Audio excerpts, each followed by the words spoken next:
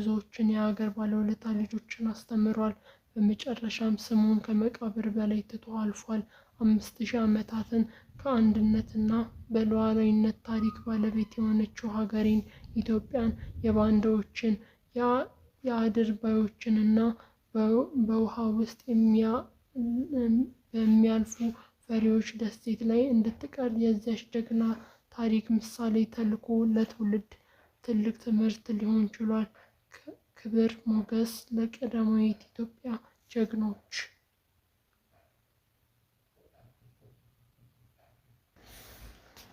ጀግና ብርሌ ነው፣ ቶሎ ይሰበራል። ፈሪ ተራራ ነው፣ ዘላለም ይኖራል። ይህ ሕያው የሥነ ቃል ቅርስ ከትውልድ ቅብብሎሽ የደረሰ ሲሆን ከትውፊትነቱ ባሻገር በማይሞት ይዘቱ ለፈሪና ለጀግኖች በምሳሌ ይወክላል። ለሺህ ዓመታት እየተመዘገበ አገልግሎት ይሰጣል።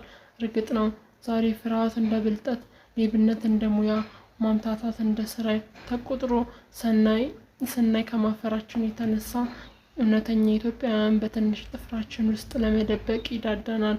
ሆኖም አንድ ቀን ለኢትዮጵያውያን ሞራል ተቃራኒ ማህበራዊ እጾችን ከጎሳ መንግስትና ከከበርቴዎች አዛዥ መርህ ጋር ወደ ታሪክ ትዕቢትነት እንደሚቀየሩ እርግጠኛ ነኝ። የጊዜ ጉዳይ ነው።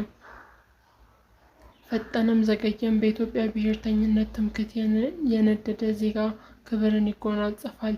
የገዢዎች ፀሐይ አንድ ቀን ትጠልቃለች፣ ሰፊው ህዝብ ድል ያደርጋል። ዛሬ በለስ ቀንቷቸው 24 ዓመታትን አስቆጠሩ። የኢትዮጵያ ቄሳሮች ምንም እንኳን ለእኛ ያላቸውን ንቃት በቃላት ሊገልጹ የማይችሉ ከላይ ቢሆንም እናንተ አባቶቻችን በአድዋ በኮሎኔል ኢጣሊ ወራሪዎች ጊዜ ተፋልመው የፈጸሙትን ድል አይረሱም። እንዴት ይረሳል? የሚኒሊክ ሰራዊት፣ የአድዋ ጦርነት ሜዳ፣ የውጊያው በረዳዎች፣ ህልቂቶች፣ መሳፍንቶች፣ ጀግኖች እንዴት ይረሳሉ? እንዲሁም የአምስቱ የጠላት ወራሪ ዘመን ጀግናው አርበኛ ግዳጁን ከአኩሪ ደረጃ እንደተወጣ አላጡትም። አሁን ወደ አብይ ወገኖቻችን ለመግባት በማኮብኮብ ላይ እንገኛለን።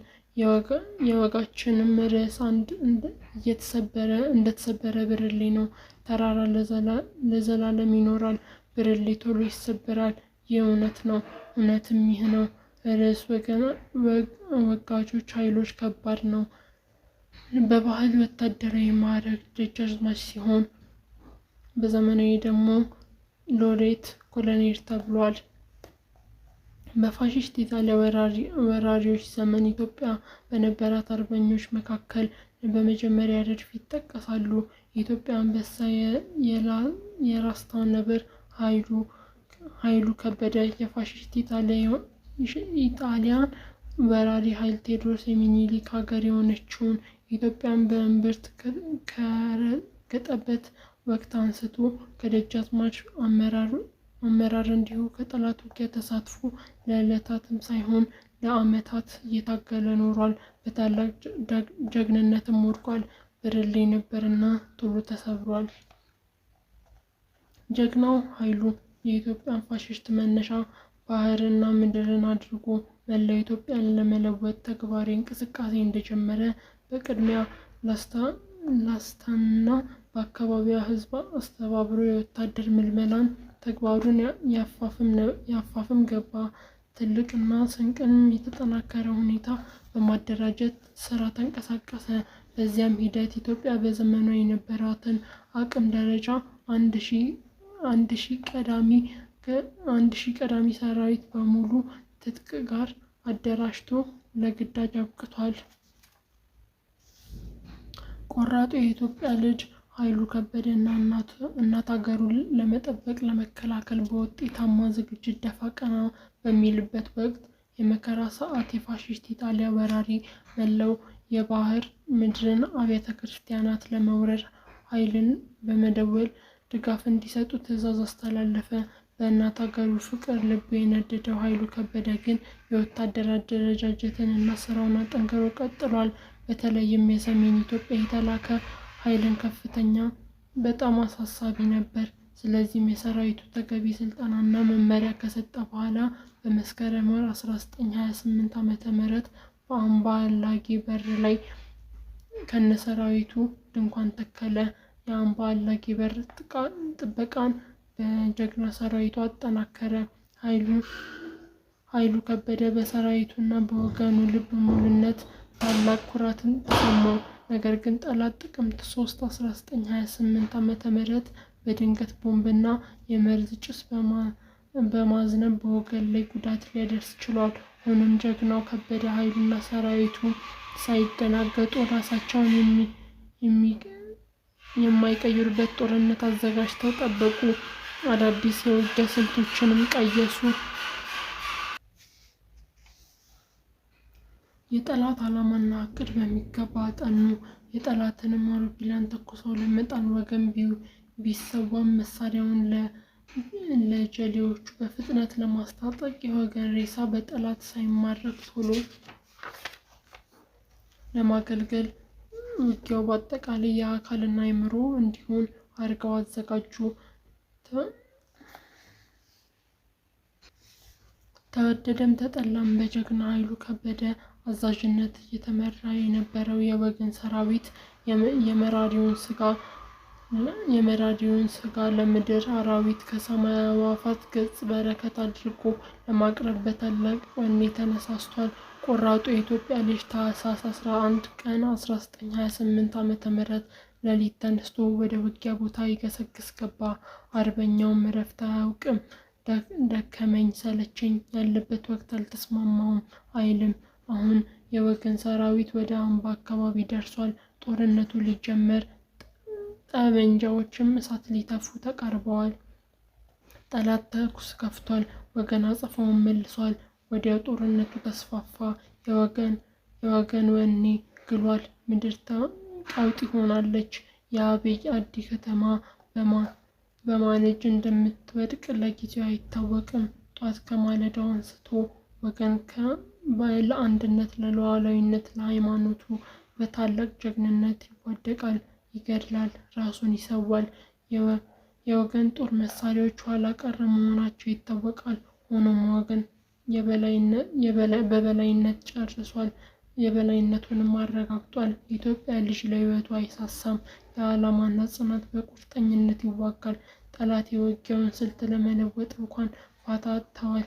ገደለ ተገደለ በተግባር ተጠናቋል። ለጠላትም ጊዜ አይሰጥም። እንበለው ይበጃል። ይዋሊደር ማለት ጠላት አያደራጅም። ይህም የኃይሉ ከበደ እየተመራ የአርበኛ መፈክር አቋም ነው። ጦርነቱ እስከ ምሽቱ 2 ሰዓት ድረስ ተካሂዷል። የጠላት ወታደሮች በጥይት ተደበደቡ፣ ብዙዎቹ ወደቁ። ከወገን በኩልም ቢሆን 1 መትረየስ ተኳሽ የነበረ ጀግና ተሰውቷል። ሌሎችም በታላላቅ ጀግኖች ተሰውተዋል። ጠላት ተሸነፈ። ያለ ጥርጥር ብዙ ወገን ሆነ። የአብይ አዲ ከተማ ከወገን እጅ ገባች። ሰልፍ የጀግና ነው፣ ድል የእግዚአብሔር ነው። ጠላት ተስፋፋ። ቆርጦ ቤተክርስቲያን አቃጥሎ ፈረጠጠ። እናቱ ኢትዮጵያ የፈለገችውን ሰዓት እውነተኛ ልጇን ሆኖ የተገኘውን ጀግና ኃይሉ ከበደ ነው። በመሆኑም ጥር 12 ቀን 1928 ዓ.ም ከነሰራዊቱ በግዳጅ ወረዳ ለጦርነት ተዘጋጀ። የኃይሉ ከበደ ሰራዊት መምጣቱን የተረዳው የጠላት ኃይል መድፍ መተኮስ ጀመረ። አውሮፕላኖችንም ለማስነሳት እያኮበኮቡ በማስፈራራት ጥረት እያደረገ ነበር። ነገር ግን የወገን ውጊያ በመቅጠም ስላቅ ጠላትን መድፍ ተሸክሞ ለመሄድ ተገደደ። ወገን በዚያ ብቻ አላበቃም። አምባር ወርቅ በተባለ ቦታ ላይ ጠላት እያሳደደ ቀማው። በዚያ ሂደት የኃይሉ ከበደ ደጅ ሰራዊቱ አንድ ጠላት ሰፈር ገስግሶ በመግባት መትረየሱን፣ አስተኳሹንና ጥይቱን ተቀባብለው ደምስሰዋቸዋል። መትረየሱንም ማርኮ ወደ ወገን በመመለስ አድናቆት ሊያተርፍ በቅቷል። የጎበዝ ወዳጅ ታስታውቃለች፣ አፋፍ ላይ ቆማ በለው ትላለች። የሰነፍ ወዳጅ ታስታውቃለች፣ መሀል ላይ ቆማ በለው ትላለች። በየካቲት ወር 1928 ዓ.ም ደግሞ የጀግናው ኃይሉ ከበደ እየተመራ የኢትዮጵያ አርበኛ በሌላው ውጊያ በውጊያውም ብዙ ሰዎችም እንዲሁ ቆስለዋል። እንዲሁም በ1828 ቀን ሐምሌ 16 ዓ.ም በጀግናው ኃይሉ ከበደ የተመራው የኢትዮጵያ አርበኛ የጠላት ላይ ጦርነት ከፍቷል። ብዙ ነጫጭ ፋሽስቶች ባንዳዎችን ደምስሷል። የተማረኩትም ብዙ ነበሩ። እንዲሁም ሐምሌ 4 ቀን 1928 ዓ.ም በጠላት ላይ ጦርነት ከፍቶ በርካታ መኮንኖችና ወታደሮች ተደምስሰዋል። ከፋሽስት ፈጽሞ የማይማረው የፋሽስት ኢጣሊያ ወራሪ ኃይል የአምደ ወርቅን ከተማ ከ10 ኪሎ ሜትር ርቀት ደግሞ በሐምሌ ወር 1929 ዓ.ም በወገን ላይ አዲስ ጦርነት ከፈተ። በዚያም ጦርነት የጀግናው ኃይሉ ከበደ እየተመራ የነበረው የወገን ሰራዊት ግን የወሬ ነጋሪ ሳያስቀር ጠላትን ከትቢያ ጋር አዋህዶታል። በአይነትና በመጠን የተለያዩ የጦር መሳሪያዎችንም ማርኳል። በተጨማሪም ነሐሴ 12 ቀን 1928 ዓ.ም ጀግናው አርበኛ ከጠላት ጋር ውጊያውን ገጥሞ ጠላት ተሸንፏል፣ አፈግፍጓል። እንዲሁም ነሐሴ 19 ቀን እና 24 ቀን ከፍተኛ ጉዳት ደርሷል። በተመሳሳይ መልኩ በሌሎች የውጊያ ወረዳዎች ጠላት ምሱን አጥቷል።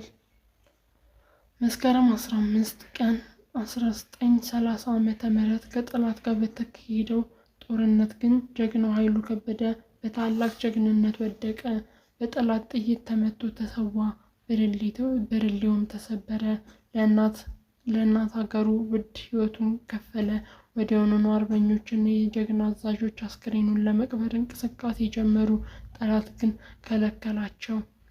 የጀግናው ኃይሉ ከበደ አስክሬን ሳይቀበር እንዲቆይ ግድ ሆነ። በኋላ ግን አርበኞች የኃይሉ ከበደ አስክሬን ተሸክመው ወደ ሰቆቃ እንዲወስዱ ታዘዙ። የጀግናው አስክሬን ሰቆቃ ሲደርስበት ጠላት አንገቱን ቆርጦ ለሕዝብ እይታ ሲያቀርበው የተቀረውንም አካሉን ግን በአህያ አስጭኖ ወደ ገደል ጣለው። የአርበኝነት ትግሉ ግን አልተቋረጠም ነበር። የፋሽስት ወረራ ኃይል የሀገራችን እስኪገባ ድረስ ተፋፍሞ ቀጥሏል። ድል በመጨረሻ የወገን ሆኗል አይቀርምና።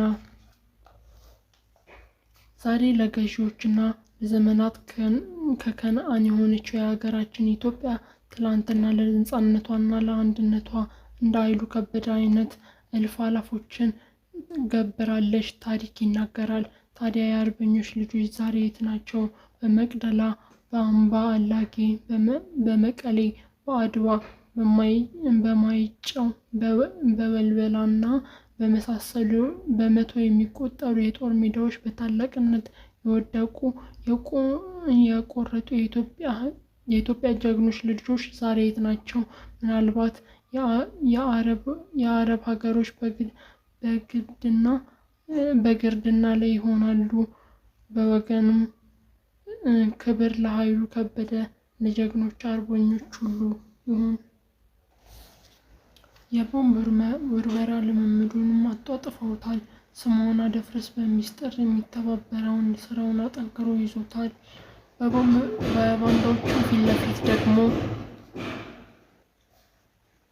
በባንዳዎቹ ፊት ለፊት ደግሞ ስነ ልቦናቸውን ያከብራል። ሴት ወይዘሮችን ውስጥ ያስገባል፣ ይከንፋል። ለማንም ፊቱን አያጠቁርም። ሙያ በልብ ነው ብሏል። ብልሁ የኢትዮጵያዊቷ ልጅ ሰው ሳይሆን ጊዜ ጀግና መሆኑን ያውቃልና። ቡም ቡም ቡም ብሎ የዝቋላ ተራራ ግርጌ የሚሰማው የቦምብ ውርወራ ልምምድ ድምፅ ነው። የሻህ በሚመሩ የተባሉ የጦር መሪዎች አጠቃላይ የውል የሚያውቅ ሰው ያለማምዳቸዋል። በተለይም ስለ ቦምብ አወራወር ሌት ተቀን ያስተምራቸዋል። ቦምብ ራስን ሳይጎዱ ሌሎችን ከትቢያ ጋር ማዋሃድ በአንድ ቀን በአንድ ጀንበር ልምምድ የሚያበቃ አይደለም። ስልጠናው በየጊዜው የሚካሄድ፣ ተለማማጆቹ አሁን ከዝቋላ ተራራ ስር እየተለማመዱ ነው። አሰልጣኙም በሻ የሚመሩ ፈልገው በማሳመን አምጥቶ በአሰልጣኝነት የመደባቸው ስምዖን አደፍርስ መሆኑ ታውቋል። ይሁን እንጂ ከበደ ያርዶ የተባለው ግለሰብ መሆኑ የሚገልጹ የታሪክ ድርሳናት አልታጡም። ያም ሆኖ ግን አንድ አሰልጣኝ ግን ለቦምብ ወርዋሪነት ተለማምዶባቸው በ1929 ዓመተ ምህረት አዝማች ቡም ቡም ቡም ይህ ከዝቋላ ተራራ ግርጌ የሚሰማው የቦምብ ወርወራ ልምምድ ድምፅ ነው። ሚስጥረኛው ዋናው መሐንዲስ የሆነው ጀግናው ስምዖን አደፍርስ ግን የወርወራ ልምምዱን ተካፋይ አልነበረም። ሆኖም በወሳኙ የመከራ ሰዓት ሕይወቱን ለማለማመድ ዝግጁ ያደረገ እንደነበር ታውቋል። ከዝቋላ ተራራ ስር ፈጽሞ አልተለየም። መጫሚያውንም አውልቆ በባዶ እግሩ መሄድ ከጀመረ ውሎ አድሯል። እንዲሁም 2 ሳምንት ቆይቶ ወደ አዲስ አበባ ሲመለስ አንድ ጓደኛ ያለመጫሚያ ለምን እንደሚሄድ መልኩ እስኪቀይር ያን ያህል ጊዜ የት ጠፍቶ እንደነበር ጠይቆት ነበር። ጀግናውም ስምዖን አደፍርስ መልስ አልነፈገውም። ጎብኚዎች በሴቼንቱ ይዤ ወደ ገጠር ሄዶ እንደነበር ነገረው። ጥያቄም ሊነሳ ይችላል። መነሳቱም ግድ ነው፣ ተገቢም አስፈላጊም ነው። ቦምቦቹ ከየት መጡ? ማን አመጣቸው? የሚለው አሁንም የሴራው መሐንዲስ ስምዖን አደፍርስ መሆኑ አይዘነጋም። በጥር ወር ከደጃዝማች አይጥሉ ገብሬ ጋር ግንኙነት ነበረው። በተወረደም ደግሞ በሻርዳ በተባለው ሰው ቦምብ ያገኘ ሀጂ በዳሶ ከተባለ ሰው መሆኑን ተመልክቷል። ቀስ በቀስ በስምዖን እጅ ገቡ። በእርሱ ዘንድ ብዙ አልቆዩም። ከሁለት ተለማማጆች ዘንድ ደርሰዋል። አዝማች ቡም። ይህ ሁሉ በዝቋላ ተራራ ግርጌ የሚሰማው የቦምብ ወርወራ ልምምድ ድምፅ ነው። 2 ሳምንታት አልፈዋል። ከዝቋላ ተራራ ስር ሲካሄድ የሰነበተው የቦምብ ወርወራ ልምምድ አብቅቷል። 2 ወጣቶች አሁን ወደ አዲስ አበባ ተመልሰዋል። እንዳይነቃባቸውም ነቅተዋል፣ ቆመዋል። ሞገስ ከዝቋላ መልስ ፈጽሞ ጫማ ትቷል። መልኩ ተለውጧል። ግን የኢጣሊ ሹማምንት ወጣቱን አሁንም ያምኗቸዋል። ገነተ ልዑል ቤተ መንግስት ስር ቅጥር ግቢ ውስጥ ዘውትር ይገነባሉ። ሞገስ ግን አሁን በድብቅ ወደ ቀጨኔ እየሄደ ይለማመዳል። የአካል ብቃት እንቅስቃሴውንም አላቋረጠም። ታደሰ የተባለው ሰው ግን ይከተለው ገባ። ከራሱም ከሰረጸ ስሜት ለስሜቱ አንድ ነገር ተሰማው። በዚያም ሂደት አንድ ቀን ሞገስ የቦምብ ወርወራ ሲለማመድ በዛፎች መካከል ተደብቆ ተመለከተው። በስሜቱም የተስማማው ነገር አረጋገጠ። ሳይታይ ግን ወደ ኋላ ፈገፈገ። 2 ወጣቶች በተጨማሪ ወደ ደብረ ሊባኖስ ሄደው የቦምብ ወርወራ ልምምድ አድርገዋል። ይህም በእንዲህ እንዳለ የፋሽስት ኢጣሊያ ስለላ ክፍል ጥርጣሬውን እያሰናዳ ገባ። መጠነኛ መረጃም ደርሶታል። ሆኖም የሳምንቱን የተግባር መርሃ ግብሮች ሊሰረዙ አልቻሉም። ምክንያት የካቲት 12 ቀን 1929 ዓ.ም ህዝብ ስብሰባ ይካሄዳል። ሌሎችም ተግባራትን በመርሃ ግብሩ መሰረት ተፈጻሚ እንደሚሆኑ ታውቋል። እነ ሞገስ ደስ አላቸው። ግራዚያኒና አገልጋዮቹን ለመፍጀት ቆርጠዋል። የግራዚያኒ ጽሕፈት ቤት ለ500 ታዋቂ ሰዎች በስብሰባ ላይ እንደተገኙ ደብዳቤ ጽፎላቸዋል። አብዛኛዎቹ እናት ሀገራችንን ኢትዮጵያን ከድተው ለፋሽስት ኢጣሊያ የተባበሩ ባንዳዎች ነበሩ። በጣም ጥቂት ተጓዦችም ደግሞ የውጭ ዜጎች እንደነበሩ ታውቋል። ግሪካውያን አቡነ ቀርሴሳም ደብዳቤውን ከተጻፈላቸው ሰዎች አንዱን እንደነበሩ ታውቋል። ይህ በእንዲህ እንዳለ ያቺ የካቲት 12 ቀን ቀውጢ ቀን ደረሰች። ከጧቱ 12 ሰዓት በኋላም አንስቶ የገነት ሉል ቤተመንግስት ቅጥር ግቢ ውስጥ ለህዝቡ ክፍት ሆኗል። ምክንያቱም ደግሞ በግልጽ ተነግሯል። ለኢጣሊ መንግስት ቤተሰብ አንድ ልዑል ተወለደ። በልባቸውም የልብ እየተሰማቸው የደስታ መግለጫ ስብሰባ ተወስዷል። ከሮም መልእክት መጥቷል። ለአዲስ አበባ ህዝብ በነፋስ ወከፍ ቢያንስ 2 የማሪያ ቴሬዛ ብር እንዲሰጥ ታዟል። ይህ ማለት ለእያንዳንዱ ሰው ሁለት የማሪያ ቴሬዛ ብር እንዲደርስ ነበር። ታዲያ በዚህ እቅዳቸውን በቤተ መንግስቱ ቅጥር ግቢ ውስጥ አይነ ስውራን፣ አንካሶች፣ ሽማግሌዎች፣ አሮጊቶች፣ አቅመ ደካሞች ከጧት አንስቶ ገብተዋል። ካህናትና በቁጥር ጥቂት አልነበሩም። የገቡ ህዝቦችም ወደ 3000 ተገምተዋል። የፋሽስት ኢጣሊያ ወታደሮችም አስክሬናቸውንና ሲሊፍጦ ጣሊያናዊ የግቢው ውስጥ ይርመሰመሳሉ። በዕለቱም የፋሽስት ኢጣሊያና የሌሎችን ለማገልገል በታማኝነት ቃለ መሃላ የፈጸሙ የኢትዮጵያ መኳንንት መካከል ጧት ቀድመው ከቤተ መንግስቱ ግቢ የደረሰው ኃይለ ሥላሴ ወደ ቤተ መንግስቱ ውስጥ ገብቶ የግራዚያኒ ጋር አገናኙት። አሁን ከጧቱ 5 ሰዓት ሆኗል። ጀነራል ግራዚያኒ በምስራቅ አፍሪካ የጣሊያን ቀኝ ግዛት እንደራሴ ከቤተ መንግስት ወጥቶ ወደ ስብሰባው ስፍራ እንደመጣ ነበር። ጀነራሉም ብሩህ የወታደራዊ ደንብ ልብስ ለብሷል። ቀጥ ብሎ ወደፊት ይራመዳል። ተከታዮቹም በቅርብ ርቀት በንቁ እርምጃ ይታያሉ። ህዝቡም አይኑ ወርብሮበታል። ከርቀት ሊያያቸውም የሚንጠራሩ ጥቂቶች አልነበሩም። ከተከታዮቹ መሀል የፋሽስት ፓርቲ ወደ ጸሐፊ፣ ምክትልና ገዢ፣ የፖሊስ አዛዥና ሌሎችም የኢጣሊያ ባለስልጣናት ይገኙባቸዋል። ከእነርሱም ቀጥሎ የኢትዮጵያ መኳንንት ተከትለዋል። በመካከላቸውም ራስ ኃይሉ ተክለ ሃይማኖት ይታያሉ። አሁን ግራዚያኒ ከተዘጋጀበት ስፍራ ሊደርስ ጥቂት እርምጃዎች ይቀራሉ። አሁን እየደረሰ ነው። ጭብጨባው ቀጥሏል። ቸብ ቸብ ቸብ። አሁን ግራዚያኒ ከተዘጋጀለት ስፍራ ደርሷል። ፊቱን ወደ ህዝቡ አዙሮ ለአፍታም ቆም አለ። ረጅም ጭብጨባ። ነገር ግን እስከዚያ ሰዓት ድረስ ሁሉም አቡነ ቄርሎሶች አልመጡም። ምክንያቱም እንዳይመጡ ቀደም ብሎ ተነግሯቸው ነበርና፣ ምክንያታቸውም ደግሞ ስላመማቸው እና መቀመጥ ስለማይችሉ ነበር። ግራዚያኒ ግን አልተቀበላቸውም። የራሱን ሐኪም ልኮ አስመረመራቸው። ሐኪምም ደግሞ በሙያው ታማኝ እና ፍጹም ጤነኛ እንደነበሩ ለግራዚያኒ ተናግረዋል። ታዲያ ዛሬ ለምን አልመጡም? ግራዚያኒ ተናደደ። ወዲያውም ከጥብቅ ትዕዛዞች ጋር የራሱን መኪና ላከላቸው። የማይመረመሩና ሲያውቁም አላመማቸውም። ከቻሉ የግራዚያኒ በስተቀር የተዘጋጀለት ቦታ አገኙ። ግራዚያኒም ስለ ጤንነታቸው በመጠኑ አረጋገጠ። የተሻላቸው መሆኑን አረጋገጡ።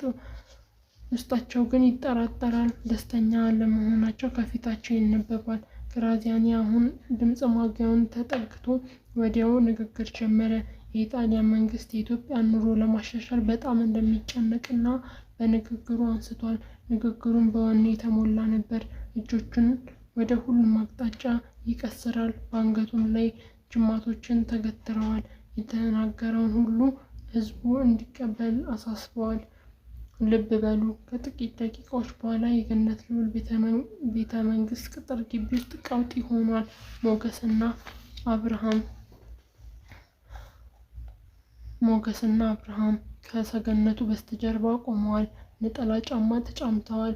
ግራዚያኒ በዓይናቸው ይከተሉታል።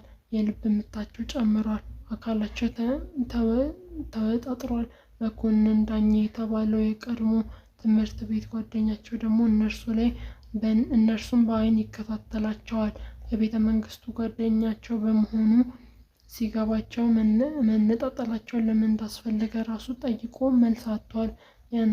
የእናንተ ባንዳዎች የዛሬ አርበኞች ተአምር ሊሰሩ ቆርጠዋል። ከክርስቶስ ጋር ከተሰቀሉት ወንበዴዎች አንዱ በመጨረሻ ሰዓት ንስሐ ገብቶ ድኗል። ሞገስና አብርሃምን በዚያች ቀን ንስሐ ገብተዋል። በጥቂት ደቂቃዎች ስማቸውን በታሪክ ይመዘገባል። ግራዚያኒና ሌሎች የፋሺስት ሹማምንት ሎሌ የኢትዮጵያውያንን መኳንንት ከትዕቢት ጋር ለማዋሃድ ቆርጠዋል። አሁን ለሕዝቡ በነፍስ ወከፍ 2 ብር እየተሰጠ ይገኛል። የኢጣሊያዊ ወታደሮችም አስከሪ በዚያን ሰዓት ተጠምደዋል። በጠረጴዛ ላይ ብሮች ተቆልለዋል። ደረሰ ሰዓቱ። የመጀመሪያው ቦምብ ሊወረወር ነው። 1 2 3 የመጀመሪያው ቦምብ ተወረወረ። የወረወረውም አብርሃም ደቦጭ ነው። አሁን ደግሞ ሁለተኛው ቦምብ ሊወረወር ነው። ተወረወረ። ሁለተኛውም በሁለቱ ሰኮንዶች ልዩነት ሁለተኛው ቦምብ ተወረወረ። የወረወረው ደግሞ ሞገስ አስገዶም ነው። ግራዚያኒ ተነስቶ ወደ ቤተ መንግስት እየሄደ እያለ በቦምብ ተመታ። ቦምቡን ጀርባውን በሳው። በአካሉም ላይ እጅግ ብዙ ቦታዎች ላይ ቆስሏል። ወደፊትም ወደቀ። አይምሮንም ስቷል። ቦምቦቹም አሁንም ይወረወራሉ። በጠቅላላ 9 ቦምቦች ተወርውረዋል። ኢጣሊያኖችና አስካሪዎች ተኩስ ከፈቱ። እዚያው ግቢ 300 ሬሳዎች ወዲያው ተቆጠሩ። ቦምቡም በየአቅጣጫው ይሮጣል። ሁሉም በየአቅጣጫው ይሮጣል። አብርሃም ይጠብቁ የነበሩ ዘበኞች በቦምብ አምልጠው በልደት አዳራሽ አጠገብ አድርጎ አመለጠ። ሞገስም በሁለተኛው በር በኩል ወደ የካቲት 12 ሆስፒታል አቅጣጫ ወጣ። ስምዖንም አደፍርስ የመኪና ይዟቸው ወደ ስላሴ በረረ። በኋላም ወደ ሱዳን ለመግባት ሲሄዱ ግልጭ ጋር ዘራፊዎች ገደሏቸው። ስምዖንም አደፍርስ ግን የፋሺስት እጆች ወደቀ። ብዙ ካሰቃዩት በኋላ ገደሉት። ፋሺስት የአዲስ አበባንና የአካባቢዋን ሕዝብ በጅምላ ጨፈጨፈ። በ3 ቀናት 30,000 ሰው ፈጁ። ታሪክ ይናገራል፣ ባንዳ ይደብቃል፣ አርበኛዋ ግን ያስታውሳል። የጀግና እናት የአርበኛ እናት እንደምን ትብዛ፣ እሳተ ገሞራ 9 ወር አርግዛ። አሁን የምንገኘው ተጎለት ውስጥ ልዩ ስሙ ውርግ በተባለ መንደር ነው። ተኩስ ተከፍቷል። የተከፈተውም የፋሺስት ኃይል ውስጥ መሆኑ ተረጋግጧል። ፋሺስት ህልቆ መሳፍንት የሌለው ተዋጊ አሰልፏል። በጣምም ብዙ ነበሩ። አርበኞች ፋሺስት ኃይልን አሰለፈ። በጦር ሜዳ መነጻጸር ተመልክተዋል። ባንዳ ቀድሟል። ነጭ ከኋላ ይታያል። በርካታ መድፎችን እና መትረየሶችን ታጥቀዋል። የኢትዮጵያ አርበኞች ግን በአቅም ውስንነት ይታይባቸዋል። ብዙዎቹ አንድ ጎራሽ ጠመንጃ ይዘዋል። ቸኮዝና ሌሎች ጠመንጃዎችንም በጣት የሚቆጠሩ አርበኞች እጅ ብቻ ይገኛሉ። መትረየሶች አሉ። የጥይት እጥረት ግን አብይ ችግር መሆኑ ተረጋግጧል። ጦር የያዙ ጋሻ ያነገቡና ሌሎችንም ልዩ ልዩ መሳሪያዎች የያዙ አሉ። ጎራዴ የታጠቁ፣ ሰይፍ ዘንግንም የያዙ ይታያሉ። ጦርነቱ ተፋፍሟል። ጀግና ይቃጠላል፣ ጀግና ይወድቃል። የ100 አለቃ መርአድ መንገሻ በዚያ የውጊያ መስመር በከፍተኛ ጀግንነት እየተዋጋ ይገኛል። ቀረርቶውም ቀጥሏል። ፉከራውም ጦፏል። ጦርነቱ ቀጥሏል። የአርበኛው በጣም በርትተዋል። የተሰዋ አርበኛ መሳሪያ ወዲያው ለጀሌው ይተላለፋል። አሁን አንድ አርበኛ ተመቶ ሲወድቅ ይታያል፣ ግን አልሞተም። አርበኛው መርአድ መንገሻ ነው። ሁለቱም ታፋዎቹ ክፉኛ ተመተዋል። ከአጠገቡም የነበሩ አርበኞች አንስተው ገለል ሊያደርጉ ሲሞክሩ እነርሱ ግን ፈቃደኛ አልሆኑም። ይልቁንስ የደነዘዙ እግሮቹን እየጎተቱ ውጊያው ቀጥሏል። ከሁለት ታፋዎቹ ደም ይወርዳል። ቀኑ መጋቢት 26 1929 ዓመተ ምህረት ነው። አርበኛው አቅቶታል። ፋሽስቱ የለቀቁትን ቦታ የአርበኛው ስር ወድቋል። ጦርነቱም እየተካሄደ ከጠዋቱ 2 ሰዓት አንስቶ እስከ 8 ሰዓት ነበር። በአሁኑ ሰዓት አርበኛው እረፍት በማድረግ ላይ ናቸው። የጥበቃ ስምሪት በዙሪያው ምድብ ቦታ ይዟል። አርበኛውን በረሃብ እና በውሃ ጥም በጣም ተጎድተዋል። ነገር ግን የተነጋገረውና የተገኘው መጠነኛ ምግብ ለቁስለኞች ብቻ እንዲሰጥ በስምምነት ላይ ደርሷል። መርዕድ ግን ለመመዝገብ ፈቃደኛ አልነበረም። ሁሉም አርበኞች የሚመዘገቡበት አቅም እስኪገኝላቸው ለመቆም አቋም ያዘ። በዚሁ ጸንቷል። ፋሽስት ጥቂት እንደቆዩ ተጠናከረ። ለጦርነትም ተነሱ። መርዕድ ይህን ወሬ እንደሰሙ ቁስሉን ባይድንለትም ከውጊያው ወረዳ ለመግባት ወሰነ። ብዙም አልቆየም። መጋቢት 20 ቀን 1929 ዓ.ም ከቆሰለ 1 ወር እንኳን ሳይሞላው ከአርበኛ ጋር ተቀላቀለ። መርዕድ ከአርበኛ ጋር በተቀላቀለ በ5ኛው ቀን ሚያዝያ 5 ቀን 1929 ዓመተ ምህረት አርበኛው በጉዞ ላይ በነበሩበት ሰዓት የድኑ የተባለ ቦታ ላይ ፋሽስቶች ጦርነት ከፈቱ። መርዕድ በዚያው ጦርነት ትግሉን የጠየቀውን መስዋዕትነት ሁሉ ከፍሏል። በዕለቱም አርበኛው ድል ማድረጋቸው በታሪክ የተረጋገጠ ነው። ከድሉም ባለቤቶች አንዱ ደግሞ መርዕድ መንገሻ መሆኑን አንረሳም። በመቀጠልም ከ3 ቀናት በኋላ ሚያዝያ 28 ቀን 1929 ዓ.ም የትኖር ላይ የፋሽስቶች ጋር በተካሄደው ጦርነት የመርዕድ ታላቅ ጀብዱን ፈጽሟል። ጦርነቱ የአርበኞች ድል ነሽነትን አብቅቷል። ታሪክ ይናገራል። እውነት ለዘላለም ይኖራል። 1 2 3 አሻግሮ ገዳይ ቡልጋ ላይ ያለው አሻግሮ ገዳይ ተጉደል ላይ ያለው አሻግሮ ገዳይ መንዝ ላይ ያለው ጠላቱ ግን ጠላቱን ዛሬ አመድ አደረገው። የፋሽስት ኢጣሊያ እግረኛ ኃይል የኢትዮጵያን አርበኞችን በምድር ውጊያ ማሸነፍ እንደማይችል አውቋል። በዚህም ምክንያት የመረረው ህዝብና አርበኞች በአውሮፕላን ቦምብ በመፍጀት እንቅስቃሴ መጀመራቸው ተሰማ። በተለይም አርበኞች በስር በኩል ለመቆየት ጥረት በማድረግ ላይ እንደነበር በግልጽ የታወቀ ነው። በዚያም ጊዜ አርበኞች የጠላት ከበባ ሰንቀው ወደ ሚና በተከፈቱት አንድ እርምጃ ወደ ላይ መራመድ ችለዋል። በተመሳሳይ መልኩ ሰኔ 19 ቀን 1928 ዓ.ም ግንደ ብረት ላይ በተደረገው ጦርነት ጀግና መርዕድ መንገሻ በልበ ሙሉነት ተዋጋ። በተመዘገበውም ድል ባለድርሻ ሊሆን ችሏል። በጦርነቱም ሂደት ለቀናት እህልና ውሃ በማይገኝበት ወቅት መኖሩ ሊዘነጋ አይገባም። በተለይም በእያንዳንዱ አካባቢ ጦርነት መኖሩ በተሰማ ህዝቡ ንብረቱን ይዘው ወዲያው ሽሽት ይጀምራል። ይህ የታወቀ ነው። በዚያን ጊዜ አንድስ እንኳን ውሃ ይቸግራቸዋል። የጦርነት ሜዳ ውሎ የሚያውቀው ብቻ ይረዳዋል። ጀግናው መርዕድ መንገሻ ሐምሌ 18 1929 ዓ.ም ሜጫ ከልቤ የተባለው ቦታ ላይ በደረሰ ጊዜ ከፍተኛ ጦርነት ከፍተዋል። ጀብዱንም ፈጽሟል። ሜታ ሸኑ በተባለው ስፍራ ላይ ከሐምሌ 20 እስከ 23 ድረስ በ1929 ዓ.ም በተደረገው ከፍተኛ ጦርነት በጀግንነት ተዋግቷል። በዚያም ተጋድሎ ሂደት በአንድ አካባቢ የሰው ኃይል ወይም የመኖሪያ እጥረት ሊያጋጥመው ችሏል። ከሌሎች አርበኞች እርዳታ መጠየቅ የተለመደ ነገር ነበር፣ ታሪክ ይናገራል።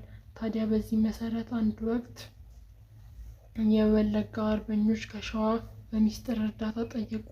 የሸዋ አርበኞችም የእርዳታ ጥያቄውን ተቀብለው የተወሰነ ኃይልና ወለጋ እንዲሄድ ተመደበ። ውስጥ ለውስጥም የአርበኞች ግንኙነት መኖሩን አንርሳ። በዚህም ሚስጥራዊ እንቅስቃሴዎች መካከል በባንዳ አማካኝነት መረጃውን ለፋሽስቶች ጆሮ ደርሷል። በዚያም ጊዜ የፋሽስት ኃይል የሸዋ አርበኞችን ለወለጋ አርበኞች ህዝብ እርዳታ እንደሚያደርጉ ስልት ቀይሶ ይንቀሳቀስ ገባ። በዚያም እንቅስቃሴ መስከረም 6 ቀን 1930 ዓ.ም በደሳ በተባለው ቦታ ላይ በአርበኞች ላይ ጦርነት ተከፈተ። ጦርነቱም እጅግ አሰቃቂ ነበር። ብዙ ጀግኖችም ወድቀዋል። ድል ግን ለአርበኞች ነበረች። በዚያ ጦርነት ከፍተኛ ተጋድሎ ካደረጉ በኋላ አንዱ መርዕድ መንገሻ መሆኑን አንርሳ። በዚያም ድል ደግሞ የጀግና መርዕድ መንገሻ ከፍተኛ አስተዋጽኦ መሆኑን ሊታወቅ ይገባል። ጦርነቱ አሁንም ተፋፍሞ ቀጥሏል። መርዕድ ደግሞ ትግሉን በየጠየቀ ሰዓት ሁሉ ዝግጁ ነው። ለእናት ሀገሩ ፍቅር ልቡ የነደደ ጀግና መርዕድ ቀጥሎ መስከረም 28 ቀን 1930 ዓ.ም ጅማ ገነቴ ላይ በተካሄደው ጦርነት ግንባር ቀደም ተዋጊ እንደነበር መረጃዎች ያመለክታሉ። የሰው አካል በቦምብ ሲመታ፣ በመድፍ ሲቆረጥ፣ ከአልባሳት ጋር የተያያዘ የእሳት ሲነድ፣ መርዕድ ግን በአጋጣሚ በሕይወት ተርፏል። አሁን ግን ሌላ ጦርነት ይጠብቀዋል። በዚያም መሰረት ከህዳር 20 ቀን እስከ 30 ቀን 1930 ዓ.ም ወለጋ ውስጥ ሊሙ በተባለው ቦታ በተካሄደው ጦርነት መርዕድ መንገሻ መሪ ተዋናይ እንደነበር ታውቋል። መርዕድ የፋሺስት ኢጣሊያ ወራሪ ኃይል ሀገራችንን ለቆ እስኪወጣ ድረስ ምንም እረፍት ሊያገኝ እንደማይችል ጠንቅቆ ያውቃል። ጀግና ተዋጊ እንደነበር በተግባር አሳይቷል። በዚያም የጀግንነት አቅሙ ጥር 19 ቀን 1930 ዓ.ም ጉዳይ በተባለ ስፍራ በተካሄደው ጦርነት የበኩሉን የአርበኝነት ግዴታ በአኩሪ ደረጃ እንደተወጣ ታውቋል። ሁልጊዜም የሀገሩን አንድነትና ነጻነት ሲንከራተት የኖረ የጀግና መርዕድ በአምስቱ ዓመታት የጠላት ወራሪ ዘመን ዝናና ከወገቡ